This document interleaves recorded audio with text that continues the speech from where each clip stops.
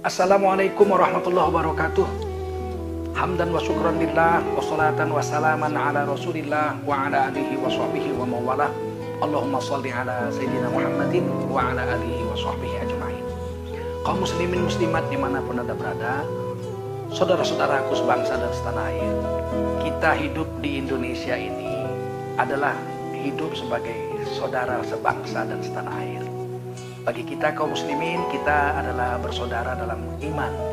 Persaudaraan kita dipersaudarakan oleh Allah di Quran.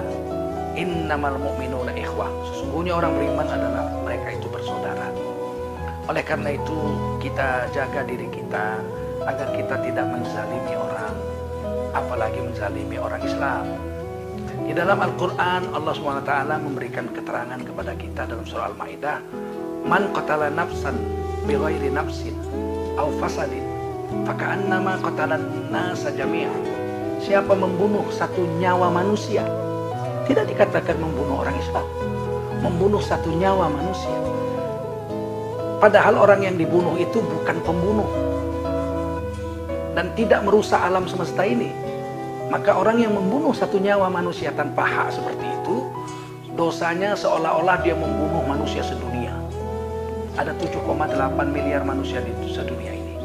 Membunuh satu nyawa manusia tanpa hak, bukan karena dia seorang pembunuh yang dijatuhi hukuman mati di dalam pengadilan dengan saksi dan bukti-bukti, maka sang pembunuh itu menanggung dosa seperti membunuh 7,8 miliar manusia. Bagaimana menghadapi Allah dengan dosa sebesar itu? Nah, ini membunuh manusia biasa, apalagi membunuh orang beriman, membunuh orang Islam. Membunuh orang Islam dosanya tidak tahu lagi kita sebesar apa. Sibabul muslim fusuk wa qitaluhu kufur. Dalam hadis Muslim Rasulullah bersabda, menghina orang Islam itu dosa besar dan membunuhnya kufur, dosa paling besar dalam Islam. Cintailah manusia. Man la yarham la yurham, irhamu man fil ardi yarhamkum man fis sama. Siapa tidak memiliki perasaan kasih sayang, dia tidak akan disayangi. Sayangi olehmu penduduk bumi, niscaya seluruh penduduk langit akan cinta dan sayang kepadamu. Apa sih susahnya menyayangi makhluk? Baru-baru ini terjadi terbunuhnya 6 orang anggota FPI, Front Pembela Islam, yang mengawal ulama mereka, orang alim mereka, imam kaum yang dicintai oleh mereka. Maka kemudian tiba-tiba terbunuh, katanya ya macam-macam dengan aneka berita yang berubah-ubah.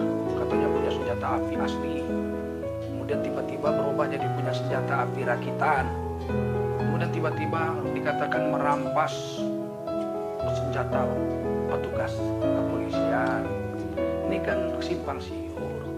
Dan menurut saksi baru-baru ini saya dengar di Komisi 3 DPR RI, korban yang dimandikan itu rata-rata ditembak dadanya, 2 peluru atau 3 peluru, bahkan ada yang tembus ke belakang tubuhnya. Berarti ditembak dari jarak dekat, bisa tembus.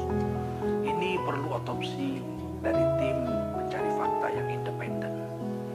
Apalagi sekarang kepolisian daerah Jakarta sudah diambil alih ke Mabes Polri katanya. Perubahan-perubahan ini menyebabkan kita semakin merasa heran dan kehilangan kepercayaan. Saya pikir sudah saatnya Presiden Republik Indonesia dan Wakil Presiden Republik Indonesia jangan diam saja. Ini masyarakat sudah resah, sudah panas. Bicaralah, bentuk tim pencari fakta yang independen dari kalangan ahli hukum, dari kalangan ulama, dari kalangan tokoh-tokoh masyarakat Indonesia agar masalah ini menjadi clear, jelas. Sehingga polisi juga tidak tersandera, FPI juga tidak tersandera dengan kasus ini. Kita mencintai bangsa ini. Tidak ada yang mau memberontak, menghancurkan negeri ini. Tidak ada. Saya yakin FPI masih tetap dalam koridor kebangsaan. Mereka tidak pernah mempersiapkan diri mencari senjata untuk memberontak seperti yang dilakukan oleh Partai Komunis Indonesia yang minta dipersenjatai oleh RRC, Republik Rakyat Cina, waktu tahun 1965. Mereka membentuk angkatan kelima di luar ABRI waktu itu, Angkatan Darat, Angkatan Laut, Angkatan Udara, dan Kepolisian. Di luar itu mereka membuat satu angkatan baru, yaitu angkatan kelima, dipersenjatai. Umat Islam sepanjang sejarah tidak pernah minta dipersenjatai, apalagi FPI. Maka saya pikir persoalan ini jangan dibiarkan berlarut-larut, menimbulkan saling curiga, saling benci, saling marah. Kita bangsa Indonesia, mari kita bersikap dewasa. Masing-masing pihak menahan diri. Jangan ada yang merasa gembira ketika ada ulama yang mau ditangkap. Ini berbahaya sikap seperti ini. Saya teringat tahun 1960-an ketika para ulama dari mereka yang menolak nasionalis agama komunis, Nasakom, itu rata-rata kan ditangkap di penjara tanpa pengadilan. Muhammad Nasir, Buya Hamka, Syekh Isa Ansori, Syekh Muhammad Sa'ad, Sekjen Masudi, Syekh Arsad Talib Lubis, banyak sekali ulama-ulama ditangkap. Dan sebagai kelompok ulama ada yang diam saja, nggak membela. Bahkan mungkin ada yang bergembira ketika ulama-ulama ini ditangkap. Wah, itu bukan kelompok saya. Hentikan seperti ini perpecahan ini. Itu bukan kelompok saya, biar aja ditangkap. Bahkan ada yang lebih keras mengatakan di medsos-medsos, biarkan dibasmi seakar-akarnya. Mereka bukan kelompok kami. Innamal mu'minuna ikhwah. Sesungguhnya orang beriman itu bersaudara. Kita sama-sama mengucap la ilaha illallah Muhammadun Rasulullah. Kita sama-sama sholat, kita sama-sama puasa, kita sama-sama membayar zakat. Kita sama-sama warga negara Indonesia. Tuhan kita sama, Allah Rasul kita sama, Nabi Muhammad. Kok merasa saya bukan kelompok dia, dia bukan kelompok saya? Perbedaan antara kita itu tidak menyebabkan kita berpecah belah. Wala tafarraqu. Kita masih sama-sama mengucapkan la ilaha illallah Muhammadun Rasulullah.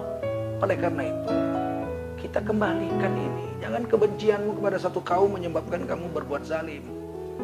Kita bersaudara. Tujuan kita sama, mempertahankan NKRI ini menjadi negeri yang baldatun thayyibatun rabbun ghafur. Koridor kita sama, Pancasila dan Undang-Undang Dasar 45. Tidak ada yang mau mengubah Pancasila dan Undang-Undang Dasar 45 dari kelompok Islam manapun. Demikian saya Tengku Zulkarnain. Sekali lagi berharap Bapak Presiden Republik Indonesia, Bapak Wakil Presiden Republik Indonesia, bicaralah. Bentuklah tim pencari fakta yang independen untuk menyelesaikan masalah ini agar umat Islam tidak terrugikan dan juga kepolisian sebagai institusi yang mesti dipercaya oleh seluruh rakyat Indonesia juga tidak terkorban dalam hal ini. Terima kasih sekali lagi. Wassalamualaikum warahmatullahi wabarakatuh.